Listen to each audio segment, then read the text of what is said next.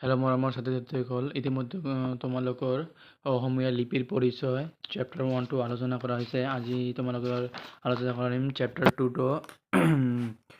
যিটো আছে উৎসৱ অনুষ্ঠান বিষয়ক লোকগীত দেৱ দেৱীৰ লগত জড়িত পূৰ্ণতা আৰু মন্ত্ৰ।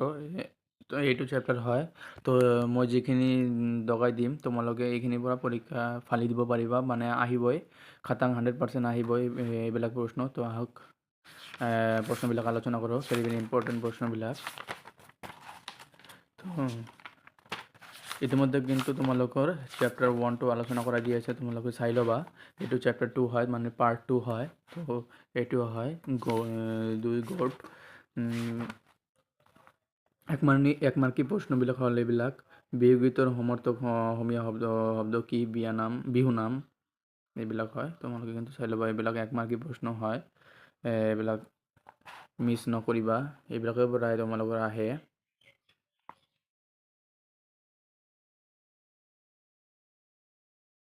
আৰু দীঘলীয়া প্ৰশ্নটো লোক সাহিত্য বিহু নামৰ গুৰুত্ব চমুকৈ লিখা।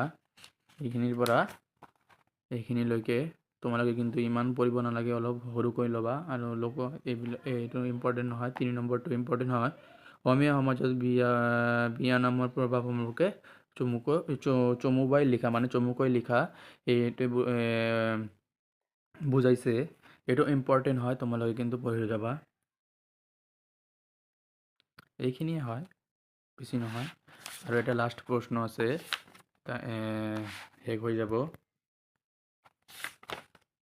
এইটো হয় অসমীয়া লোকসাহিত্যৰ নিচুকনি গীতৰ চমুকৈ ব্যাখ্যা কৰা। নিচুকনি গীতৰ বিষয়ে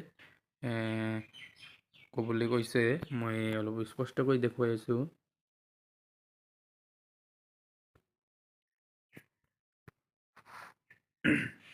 এইটো অলপ ডাঙৰ হয়, তোমালোকে পঢ়ি ল'বা। শেষ। তো আৰু ইম্পৰ্টেণ্ট কুৱেশ্যন নাই, কিন্তু ইয়াত কেইটামান টকা আছে, টকা লিখা। এই টকাৰ পৰা সৰু সৰু টকা হয়, তোমালোকে গোটেইখিনি অলপ চাই যাবা, পঢ়িব অলপ ৰিডিং চাই যাবা। এইবিলাকৰ পৰা আহিব তোমাৰ 4th ছেমিষ্টাৰৰ তোমালোকৰ অসমীয়া লিপিৰ পৰিচয়ৰ পৰা এইখিনিৰ পৰা আহি যাব। তোমালোকে টেনশ্যন নল'বা, এইখিনিয়ে যথেষ্ট হয়। এইবিলাক লাষ্টৰ টকাবিলাক তোমালোকে অলপ চাই যাবা।